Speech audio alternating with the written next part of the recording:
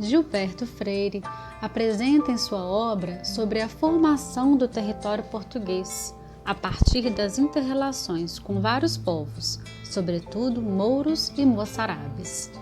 Esse território tornou-se diferente das demais populações europeias, tanto pela heterogeneidade de suas características físicas e culturais, quanto pelo seu caráter um tanto quanto deformado, repercutindo em uma plasticidade social. Segundo o autor, foi essa população mista que colonizou o Brasil, e não os puros brancos e arianos. E por serem tão diferentes das demais populações europeias, Freire defende que foram os que mais se harmonizaram com os povos escravizados. A miscigenação entre o branco, o índio e o negro são descritos como um fator positivo na formação da sociedade brasileira. São vistos também como positivos os elementos religiosos que se emaranham nesta formação. Dessa forma, o autor destaca que a formação brasileira não é um processo de pura europeização. Nas palavras de Freire, ocorreu a adaptação da cultura europeia com a indígena, amaciada pelo óleo da mediação africana. Essa circunstância identifica a formação da sociedade brasileira de característica híbrida. Freire descreve a miscigenação como a grande responsável pela harmonia social entre a Casa Grande e a Senzala, escamoteando um cenário de estupros sistemáticos a que as mulheres negras eram submetidas.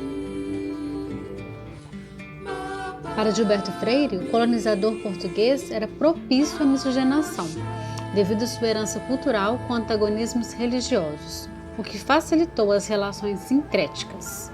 Podemos então constatar que Gilberto Freire considerou as influências africanas como marcantes na sociedade colonial, evidenciando laços do convívio entre os senhores brancos e os escravos negros, principalmente pela religião, que, segundo Freire, tornou-se o ponto de encontro e de confraternização entre as duas culturas.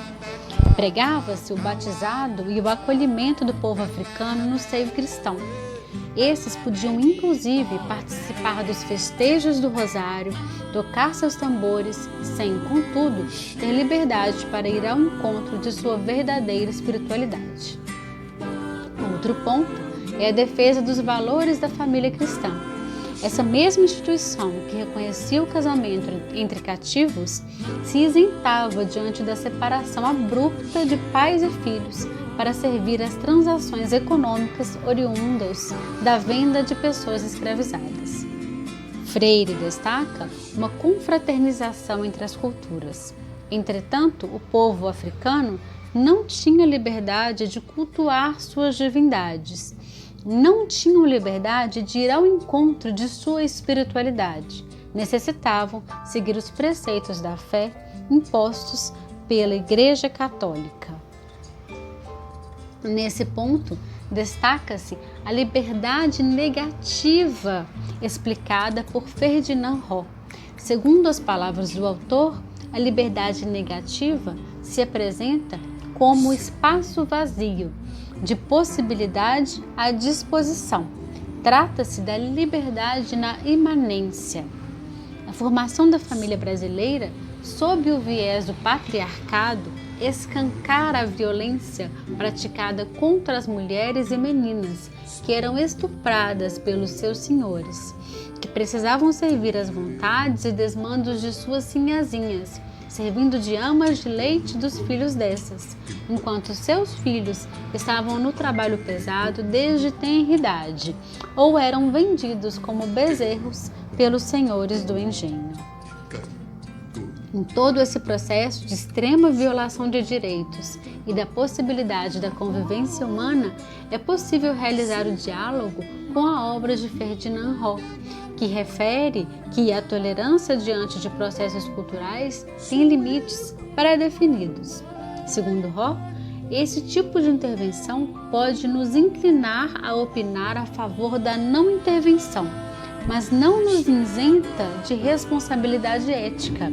Ou, mais além disso, encontramos nos direitos humanos sem dúvida, uma orientação básica ética válida. Ao longo de sua obra, Freire reforça uma harmonia entre a casa grande e a senzala, sobretudo pela miscigenação, ignorando a desumanização dos corpos negros, o apagamento cultural dessas populações e a contribuição dos saberes indígenas e africanos para a constituição do país.